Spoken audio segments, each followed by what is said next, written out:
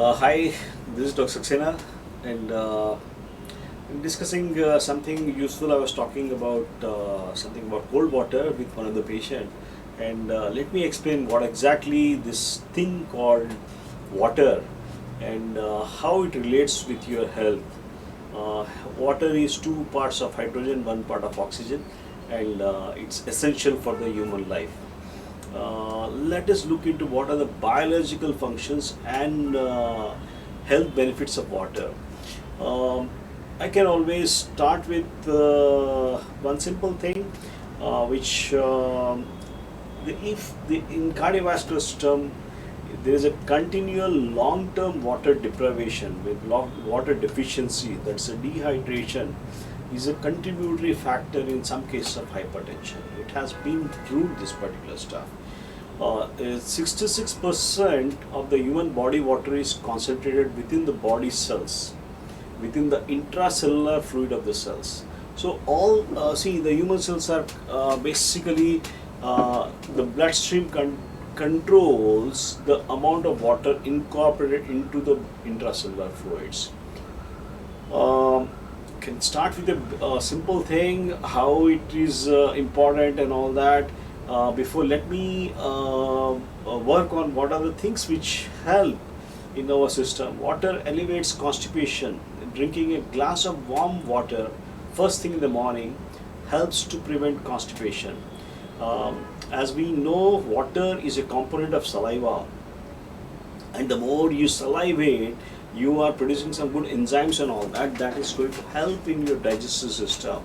Excretory system is the most important thing, where there is a water balance and all that what we talk about. Dehydration occurs as a result of water deficiency. What this water does is irrigates and cleanses the kidneys and acts as a carrier vehicle for kidney excretion of toxins. When we could always talk about something like, I'm always thrilled by this term detoxification and how we can deal with these things. So for me, this is a very simple thing: increase intake of water, and we tell patients to take water to that limit. What is the adequate intake of water? For some people it is 4 glasses of water, for some people it is 8 glasses of water. How do you recognize you are water deficient? The first thing you should look is, whenever you pee, you look at your urine, and if you can put your urine in the glass, and the urine color should be colorless. It should be it should be see-through glasses.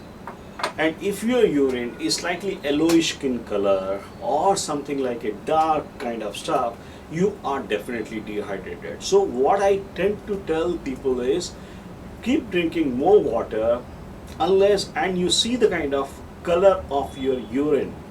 And if your urine is not clear, you try to titrate your intake of water to that point, so that your urine should be clear. That is the most important thing. By this you can reduce a lot of stuffs. You will prevent just by drinking good water, you can prevent kidney stones.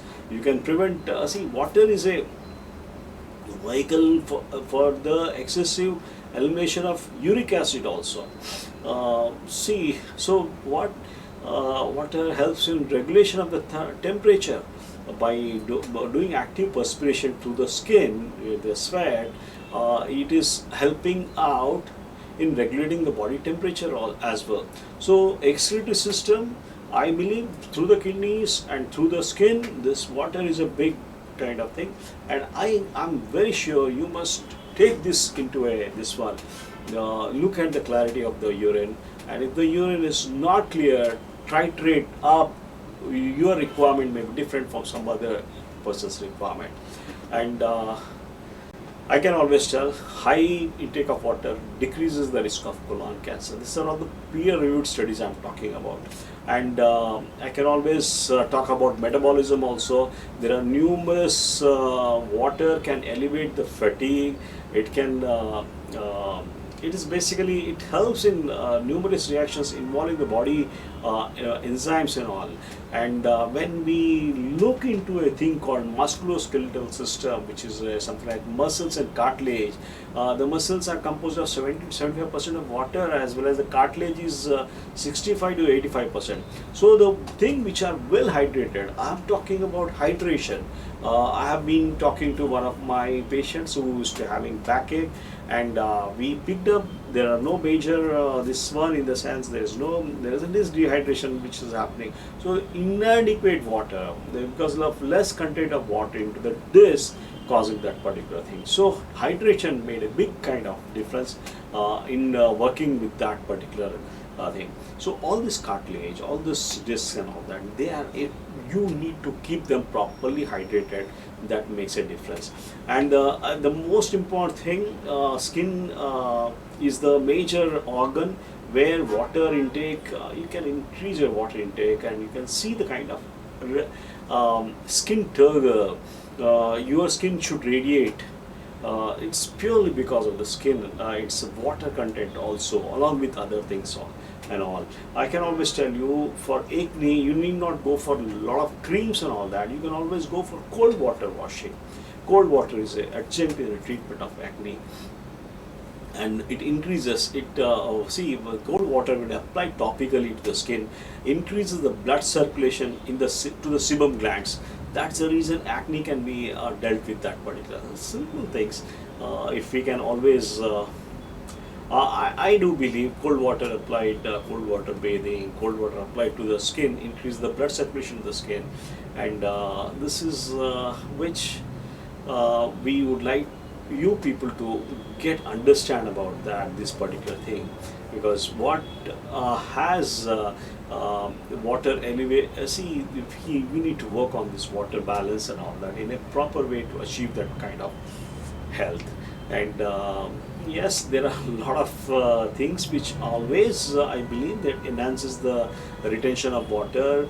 And you have got to, when we work with endurance athletes, when we work with some patients who are a different kind of stuffs, we try to, as a person worked in a lot of endurance with people, some with athletes, I understand people use some things like glycerol, large intakes of glycerol in order to induce water retention immediately prior to their prolonged exercise. So this is how we try to, glycerol attracts water, and so how we try to deal with these particular things. And because this is where as an integrative physician I would like to put up things as such. Again, we need lots of water during exercises and all that, and there are some things to be careful when we are talking about the water, because sometimes water can be contaminated with some substances, can be DDT, it can be aldrin, it can be carbon tetrachloride. Tap water is probably worse contaminated with something like arsenic and lead.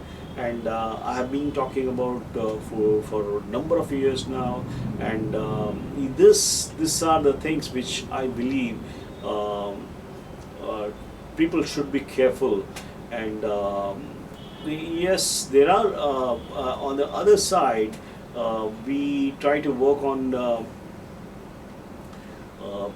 some kind of thing.